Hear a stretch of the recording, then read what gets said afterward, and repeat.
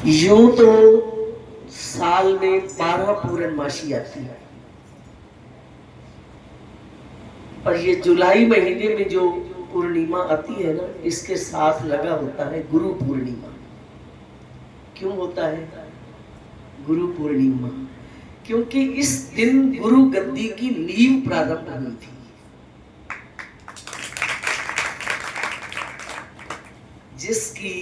जिस पूजा में भगवान राम ने भी पूजा किया, कृष्ण ने भी पूजा किया।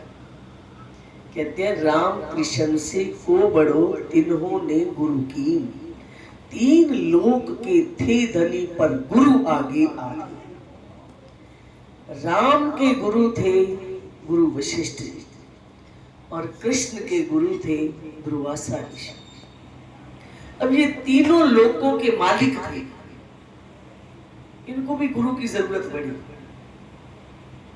क्योंकि गुरु बिना गत नहीं ते शाह बिना पद नहीं। और शब्द लिखे हैं, मुर्शिद बाज नहीं कुछ हासिल, यतन हजार करीबन। पानी बांझना होण खेतियां, बीज करोड़ों छटीवन, बीज करोड़ छटीवन। कहते हैं मुर्शिद के बिना दुनिया में कुछ भी हासिल नहीं किया जाता। हम कई बार बताया करते हैं 7 गुरु होते हैं। किसी को पता है, याद है किसी को? आप में से किसी को याद हो? पहले ही बताया करते हैं हम 7 गुरु होते हैं। पहला गुरु दाई, दूसरा गुरु माई माँ, तीसरा गुरु जो आजकल प्ले स्कूल होते हैं खिलौनों से खिलाने वाले, चौथा गुरु पढ़ाने वाले जो स्कूल में पढ़ाई करते हैं, पांचवा गुरु होता है कामकाज सिखाने वाला, छठा गुरु होता है कुल गुरु, सातवें गुरु होते हैं सतगुरु। ये 7 गुरु होते हैं। तो वैसे कहा है एक अक्षर दाता गुरु, कोई एक अक्षर की शिक्षा भी देने वाला हो ना, वो भी गुरु होता है। तो ऐसे गुरु की पूजा राम ने भी की, कृष्ण ने भी की। राम ने गुरु पूजा वैसे किया कि क्यों कैसे की जाती है पता है किसी को? आप रोज करते हो अपने घरों में गुरु की पूजा? यूं तो रोज होती है, सुबह शाम गुरु का नाम ज़बां पे रहे। तो सुबह उठकर क्या करते हैं? उठते हैं, पहले स्नान करते हैं, फिर गुरु चरणों में नमस्कार करते हैं, आरती पूजा पाठ करते हैं, गुरु को तिलक करते हैं। अपने अपने मन के भाव की बात होती है, गुरु को माला पहनाते हैं। क्योंकि एक राजा का भी नियम था रोज जाना भगवान के मंदिर में, पहले रोज माला चढ़ा के आना,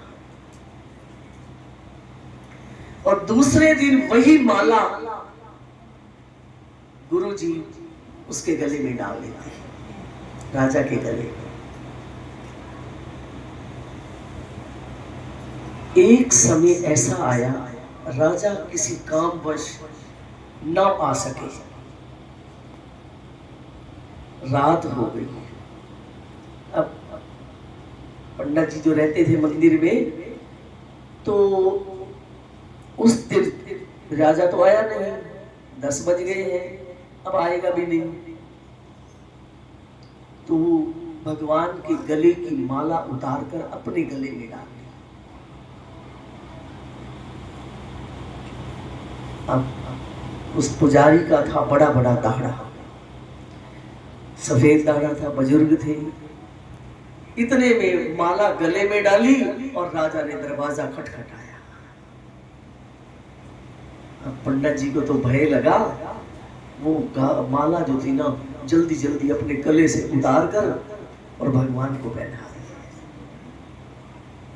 राजा आया, राजा को भी शंका हो गई। वही प्रसाद रूप में राजा को मिलती थी माला, तो माला में एक सफेद बाल लगा था। राजा कहते ये सफेद बाल कहां से आ गया, शंका हुई। तो पंडित जी कहते हैं भगवान का ना सुबह सुबह 3 बजे सफेद दाढ़ा होता है, सफेद दाढ़ी में दर्शन होते हैं। राजा कहता है फिर मैं कल सुबह आऊंगा, इस रूप में भी भगवान के दर्शन करूंगा।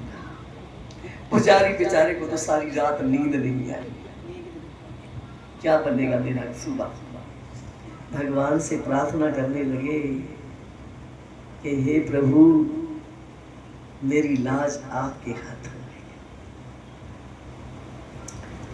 क्योंकि भक्तों की लाज बचाने वाले प्रभु स्वयं होते हैं।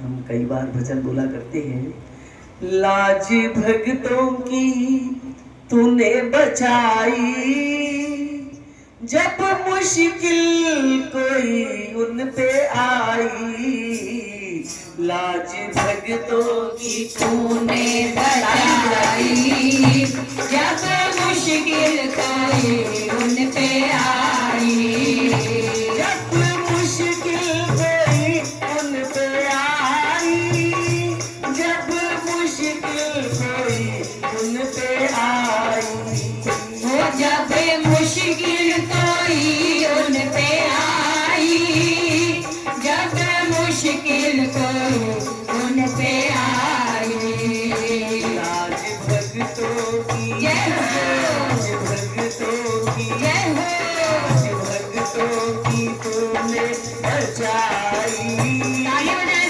मुश्किल कोई उन पे आई, लाज भक्तों की तूने बचाई, जब मुश्किल कोई उन पे आई। जब भक्तों पर कोई भीड़ बनती है, भक्त याद करते हैं, भगवान अपने भक्तों की हर मुश्किल को हल करते हैं। पंडित जी सारी रात जागते रहे, प्रार्थना करते रहे, प्रभु आज आप ही मेरी लाज रखने वाले हैं। सुबह 3 बजे सही राजा ने दरवाजा आकर खटखटाया, दरवाजा खोला, सच में उस वक्त भगवान का सफेद दाढ़ा था। तो अभी भी शंका है राजा को कि इसने नकली दाढ़ा लगाया है। जैसे ही एक बाल भगवान का खींचा, ऐसे के बाल खींचे तो क्या होता है, मस्तक पे त्योड़ी आ जाती है ना, तो भगवान की मूर्ति के मस्तक पर त्योड़ियां आई, और जैसे बाल खींचा और खून की धारा बह गई, और राजा का हाथ तो यूं जकड़ ही गया, और मंदिर में से आवाज आई, अरे आज के बाद या तो शंका छोड़ दो या इस मंदिर में आना छोड़। राजा ने प्रणाम किया, माफिया मांगी, प्रभु मैं आज के बाद कभी शंका नहीं करूंगा।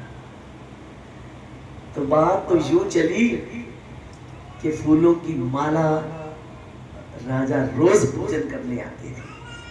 पूजा में ये तिलक भी होता है, माला भी होती है, बेटा पूजा रोज करने आता था। आओ यूं तो गुरु की पूजा सुबह शाम हो, रोज हो, ज़बां पर गुरु का नाम रहे, क्योंकि गुरु जैसा दुनिया में कोई और नहीं हो सकता। कहते हैं सूर्य से तेज कुछ नहीं होता, सागर से गहरा भी कुछ नहीं होता। यूं तो दुनिया में प्यारे बहुत होते हैं, पर गुरुदेव सा प्यारा कोई नहीं। तेज की उपमा सूर्य के समान और कुछ भी नहीं तेज वाला। और सागर की किसी की उपमा करनी हो ना, तो गहराई में सागर से गहरा और कुछ है ही नहीं दुनिया में। पर शब्द लिखे हैं भजन में, सागर से भी गहरा गुरुदेव का प्यार है। यूं तो दुनिया में प्यारे बहुत होते हैं, रिश्तेदार संबंधी मित्र सब बहुत प्यारे लगते हैं, पर गुरु जैसा भी दुनिया में गुरुमुखों के लिए तो और कोई प्यारा है ही नहीं। क्योंकि जो खजाना गुरु से मिलता है वो खजाना कोई और नहीं देने वाला। कौन सा खजाना मिलता है? सच्चा खजाना, आत्म ज्ञान का खजाना, नाम दान मिलता है। ये और कोई दे सकता है? और केवल गुरु ही देते हैं।